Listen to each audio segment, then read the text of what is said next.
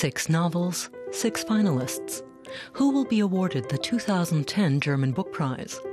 Never has the choice been so daring or diverse.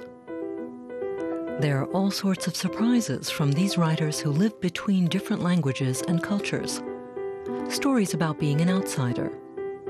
This year's shortlist is personal, political, and very international.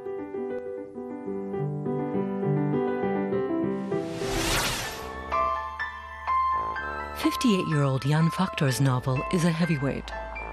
The first part of its long German title means roughly Georg's concerns about the past.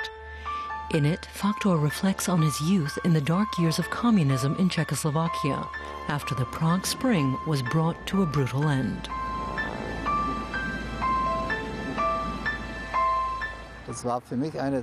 At the time, I thought Prague was dreadful, a city of decay, morally, culturally, and socially. Everything was falling apart, and I was glad to get away from it.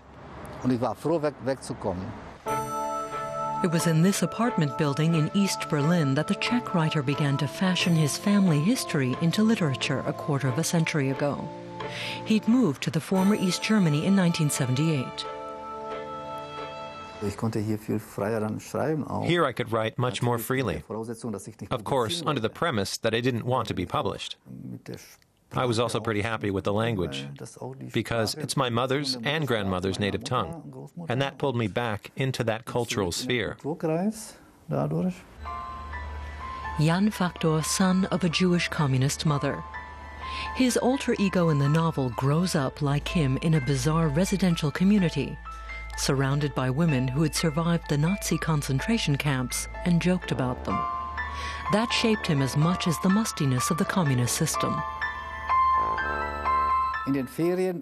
Once during my school holidays, I fell into a cesspit.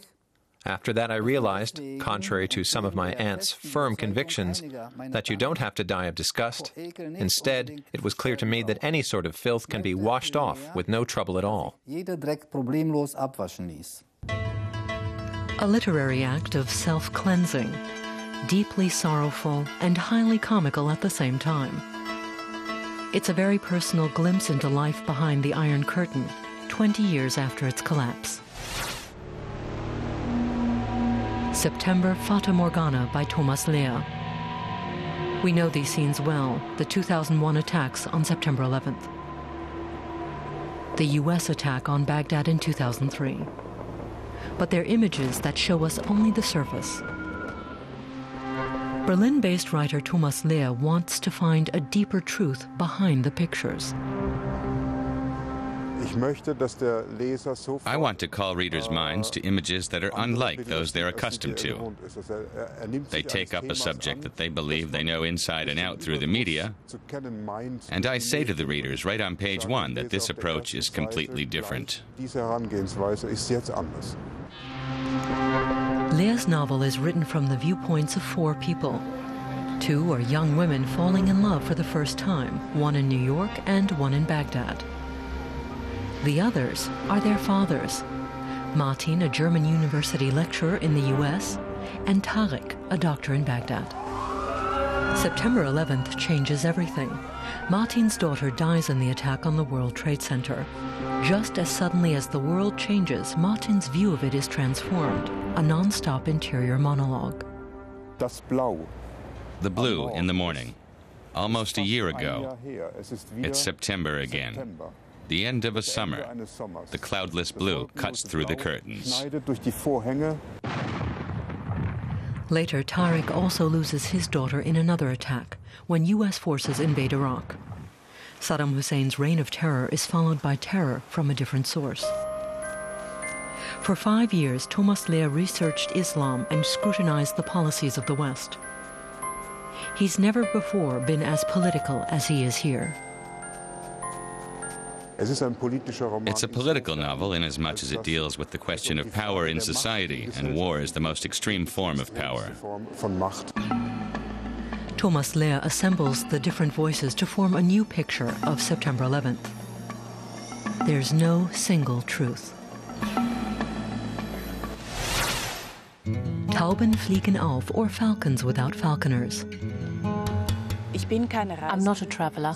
I'm someone who goes away without knowing if she'll ever return. Putting down roots without finding stability is what the 42-year-old Swiss author Melinda Nadj Abonji writes about. She herself was born in the Serbian province of Vojvodina and first came to Switzerland when she was 4.5, the daughter of Serbian-Hungarian guest workers. Like the heroine of her novel, she knows all too well the powerlessness of being alien. When I came to Switzerland, I couldn't speak a word of German. And that's one of my earliest and deepest memories, of being speechless and unable to communicate. Don't attract attention, don't rub people the wrong way. That's how the Kocsis family lives in the novel. They managed to acquire a cafe.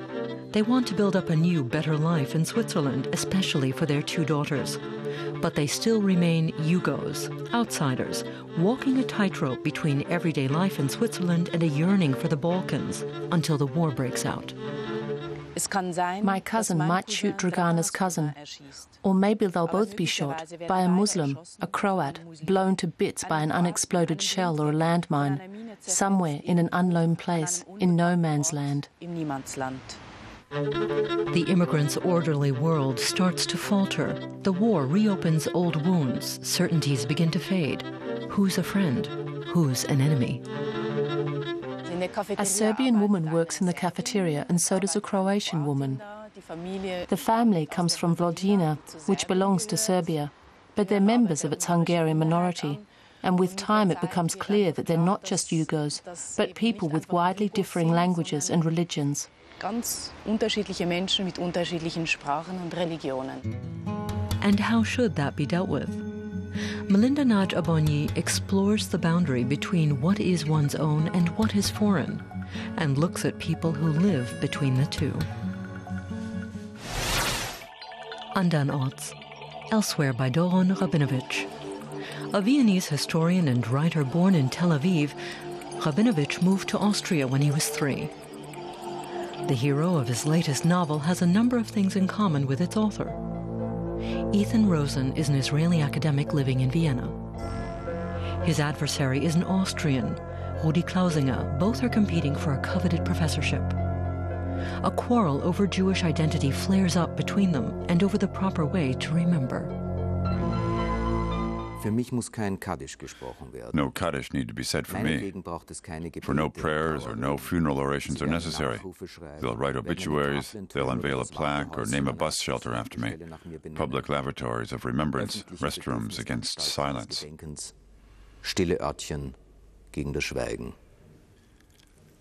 I'm criticizing the rituals of remembrance because in reality they kill it. I distinguish between commemoration and remembrance. I can't imagine that anybody can think beyond memory. At his father's deathbed in a hospital in Tel Aviv, Ethan Rosen's world goes to pieces. Suppressed memories re-emerge. His adversary appears and claims to be his brother. In Israel, a confusing muddle commences involving lies, families, and the past. Doron Rabinovici makes fun of everyone. Does he consider his humor typically Jewish? An important aspect of Jewish humor is the ability to laugh at yourself, to be able to see yourself as the other one. And laughter is a survival mechanism in moments of despair, and a weapon against defamation. Andernorts is a fast-paced novel full of absurdities.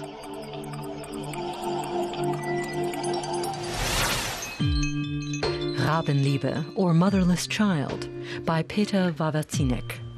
Vavatinic grew up here on the Baltic Sea coast without a mother. His novel is the story of trauma and a search, his own. I see myself wrapped in motherless solitude, heading towards the maternal pole to discard a burden that shouldn't be discarded. Vulnerability, intimacy, and laying yourself bare are just part of it. In 1956, Peta Vavatinic's mother fled the former East Germany for the West. 2-year-old Peter and his younger sister were left behind in their apartment in Rostock, neglected and nearly starving. What followed was an odyssey through children's homes and adoptive families. If the children weren't satisfactory, they were simply sent back. I'm a battered child, a useless vessel. I was deeply affected by the audition-like presentation of the children. Prospective parents hoping to adopt would arrive, and a swarm of children would start gesticulating with excitement, trying to catch their attention.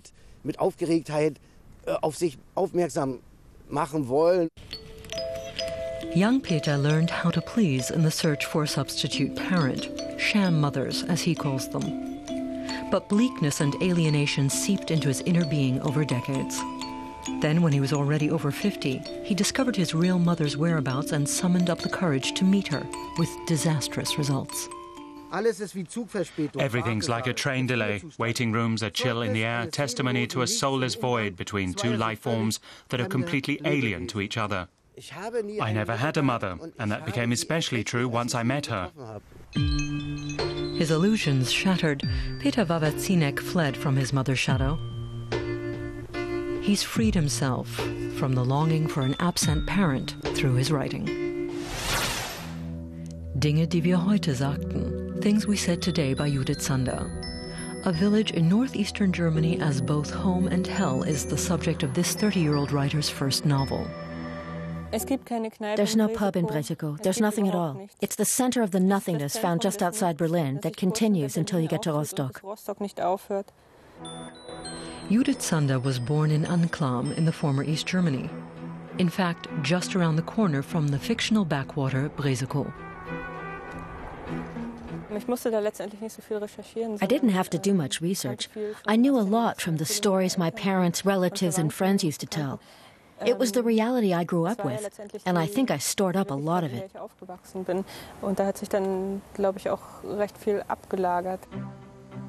Until now, Ute Sunda has written poetry. For her first novel, she carefully honed every sentence like a verse. From the varying viewpoints of the villagers, the unspoken secret of the place reveals itself. Every monologue has its own unique quality, sometimes in Low German. They've got another thing coming here in Breziko, just what they need, a bird brain. A novel about secrecy, betrayal, and shattered dreams, the things Breziko comes to symbolize.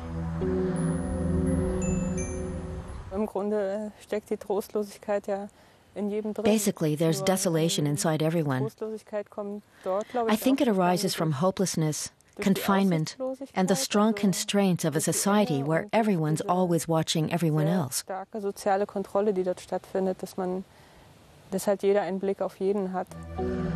After the collapse of communism, a secluded Eastern German village has to come to terms with its trauma. But this book is more than just a reckoning with East Germany's contaminated legacy. Breziko lurks everywhere. This year, the books on the shortlist are characterized by personal stories about rootlessness and the search for a home.